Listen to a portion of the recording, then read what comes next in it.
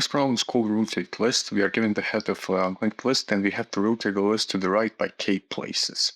So actually to solve this problem, there are two things that we should know, and both of the two things are pretty much explained by the examples. So in the first example, we have k equal to 2. So basically we have to rotate the list by to the right by 2 places. And we are given 1, 2, 3, 4, 5 as a sequence. Basically that represents our linked list, and as you can see there are 2 rotations happening, and the end result will basically be just the 2 elements at the end of the list, because k is equal to 2. They are moved to the front in the result, and the rest of the nodes, so basically the nodes that were in front of the during the before the rotation will be shifted down after the k elements from the back of the linked list. So in this case, we have 4 and 5 as the last 2 elements. They will be put in front, and then we will have the same sequence of nodes that we had in front before these 2 elements. So basically, to rotate the list by k places means to put the last k elements in the front. That's basically what it means. That's the first thing that we should know. And the second thing is given by the second example. So we have 0, 1, and 2 as our nodes in the linked list, and we have k equal to 4. The important thing here is to know that the length of the list is in this case 3. And the number of rotations that we will do is 4. K is equal to 4. But as you can notice, after the third rotation, so 1, 2, 3, after the third rotation, we have basically the same list that we have at the beginning, basically the same list as without any rotation. And that's basically generally the rule here. If we have a list of length n and we rotate it k times, where k is equal to n, or any multiplier of n, we will basically arrive at the same destination where we started. We will arrive at the same linked list that we had before the rotations. So the only contribution of k are the elements that are left when we are done dividing k by n. So if we, for example, have in this case 4, we have total of 3 rotations before, and the only rotation that contributes basically is the last rotation. And how do we actually get the number of rotations that contribute? We just basically take the modulo. So 4 modulo of 3 is 1. To get the number of rotations that contribute, or we basically use just the modulo operator. Now the number of nodes in the list is in the range 0 to 500. The node values are from -100 to 100, and the k is from 0 to 10 to 2 times 10 to the 9th.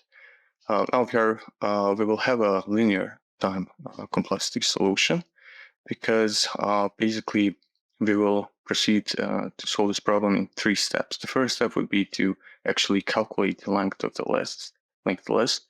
To do that, we will just traverse the linked list as long as we have valid nodes, as long as we don't have a iterator that's equal to null.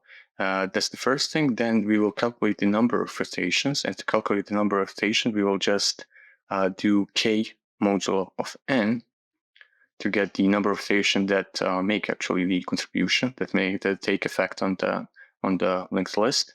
And then after that's done, we will get basically the number of nodes from the end of the linked list that we have to put in the front. And how do we actually get to the basically to the a node before that group of n nodes? So in the first linked list we had 1, 2, 3, 4, and 5. So we wanted to take these 2 nodes and put it in the front. We kind of did a similar thing in the removal of the nth nodes from the linked list. Basically, we use the fast and slow pointer approach. We basically move the fast pointer n times in nodes, and then we move the fast and slow pointer simultaneously, 1 node at a time. At the end, the slow pointer will be pointing just before the group of n nodes because it has to catch up to the fast pointer.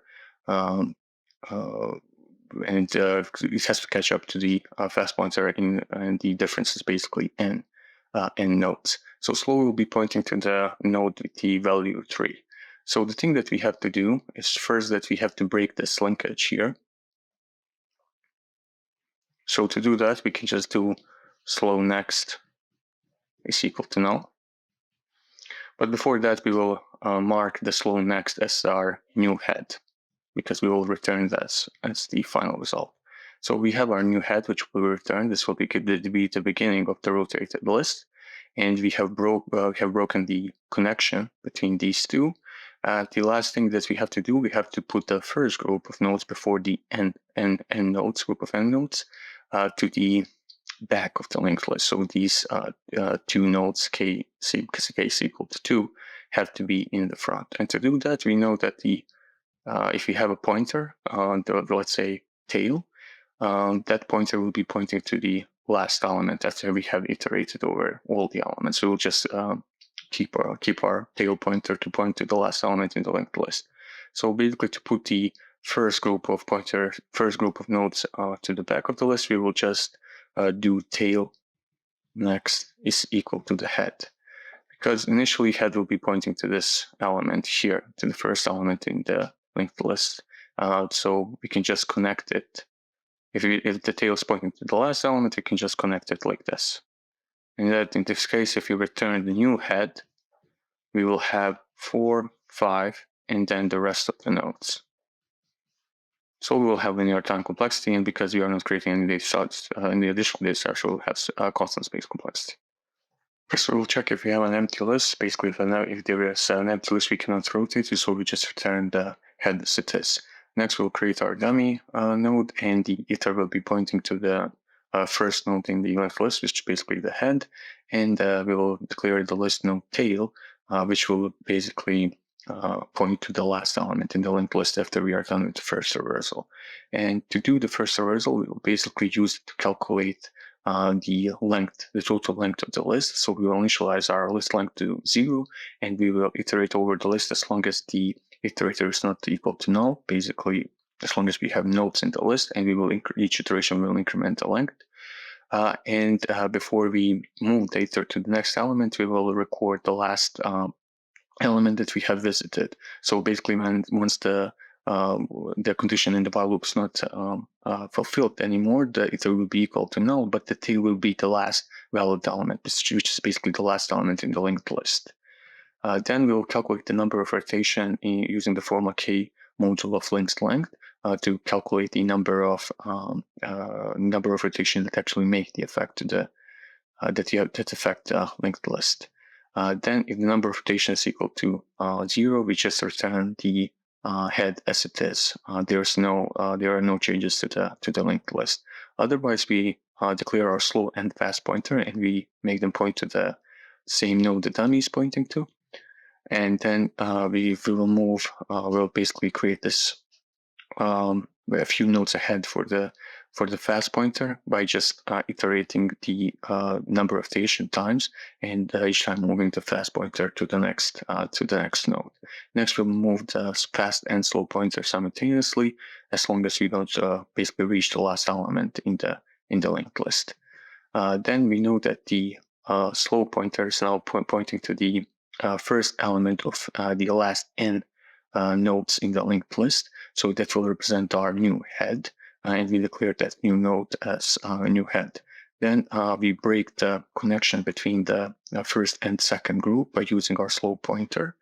And then finally, we connect the second group to be now the first group by just connecting the last element, which is marked by our tail, to the initial head of the linked list. Basically, the initial head will be the first element in the first group. That's the first element in the whole linked list. So we just we create that connection, and then we just return our new head.